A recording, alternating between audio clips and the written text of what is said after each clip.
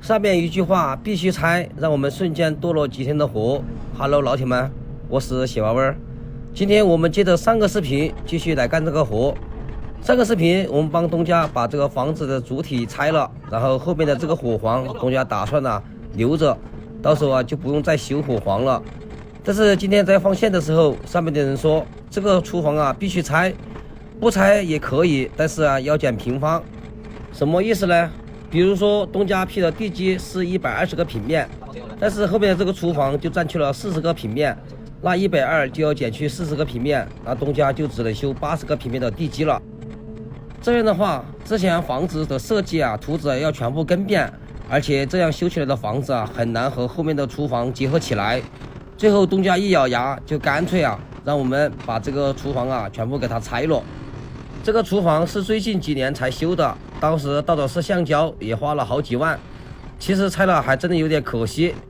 现在就给了东家2个选择，要么就是把以前的这个厨房给拆了，要么就是在修房子的时候把面积减下来。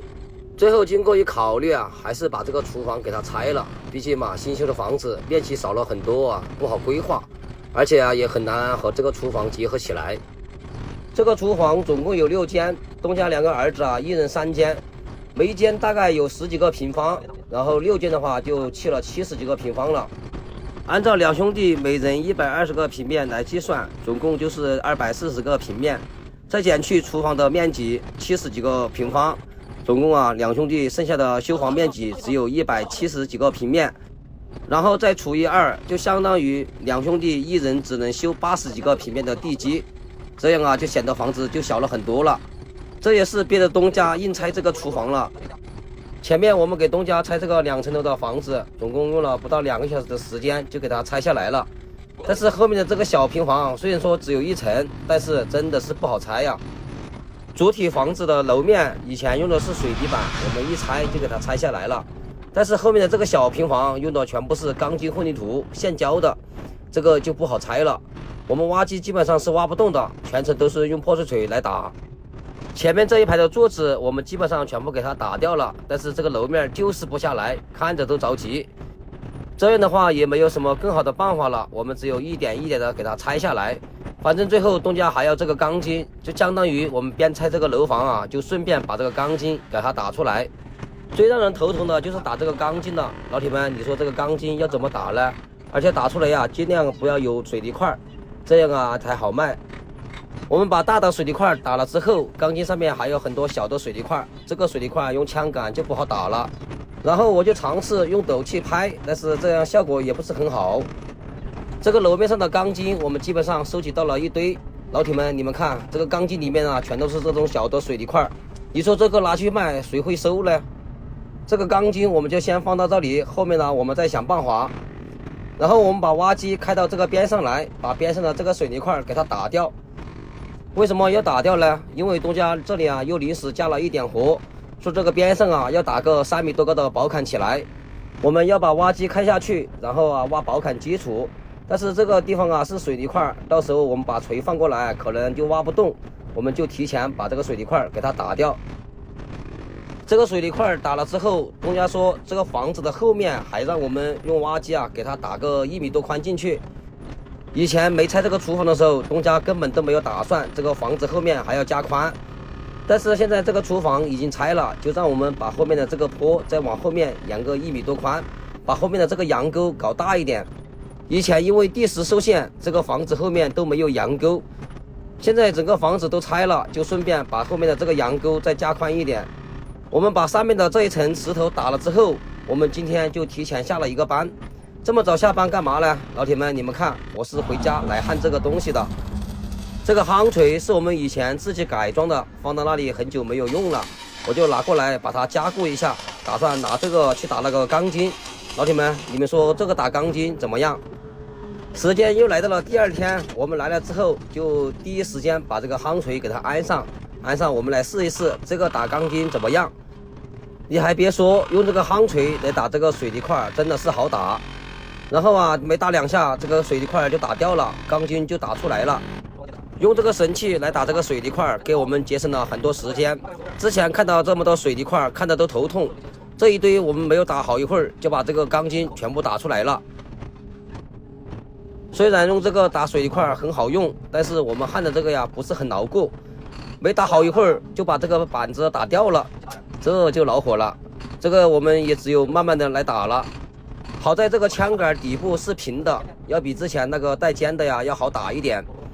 前面还有2小堆，这个呀我们只有慢慢的来打了。我在想，这个打出来卖的钱够不够挖机会用呢？我们费了9牛2虎之力，总算把钢筋里面的水泥块全部打掉了。然后啊，我们就把这个钢筋给它打成堆，到时候啊好拉走。拉钢筋的车子还没有来，我们把挖机开到这个边上来，先把边上的这几个核桃树啊给它挖掉。到时候我们挖机好下去挖基槽。树还没挖完，然后拉钢筋车来了。当时这个收钢筋的是骑摩托车来的，我说这么多钢筋你怎么拉走？他说他去开个大车。他所谓的大车就是这个长安车，我还以为是那种小型的农用车呢。这2坨钢筋他这个车也拉不走啊。这收钢筋的老板也不想跑第2趟，就让我们把这个钢筋往前面给他挤一挤，说呀把2坨钢筋啊全部给他装上去。我就跟他说了，你这个车子小了，这2坨钢筋呢拉不走，如果说拉到路上掉了那就麻烦了。他非得让我试一下。老板的意思让我们把这坨钢筋给它吊到上面，使劲给它往下面压，或者是他找个绳子拉一下。但是啊我们这个挖起来呀它老是掉啊，装不上去。最后啊我们就放弃了，让他先拉走，拉走了之后啊后面再来一趟。这个边上支出来了很多钢筋，让我们给它拍一下，不然路上很危险。我们在拍的时候啊，它这个车门太脆弱了，一拍它的车门就变形了。拉钢筋的车走了之后，我们也不要闲着，那个前面呢还有2棵大树，为了防止这个树啊倒下去砸到人家的房子，我们就绑了一个绳子，那边边砍呢我们边带点力。我们刚把这个树砍下来，把它盘走了，然后这个拉钢筋的车子又来了，我们就把最后这1坨钢筋再给它上到车上去。紧接着我们把前面的这棵大树跟之前一样绑了一个绳子，然后挖机用点力把这个树先给它砍掉。所有的树砍完了之后，我们就可以从这里修一条路下去挖基础槽。之前我为什么要用破碎锤把这个水泥块打掉，就是因为啊我们挖机要从这里修条路下去，所以就提前把这个水泥块打掉了。这个地方还是比较窄的，基本上挖机啊刚好能开下去。虽然挖机开下来了，但是这个地方实在是太窄了，挖机开下来了之后啊也不好干活。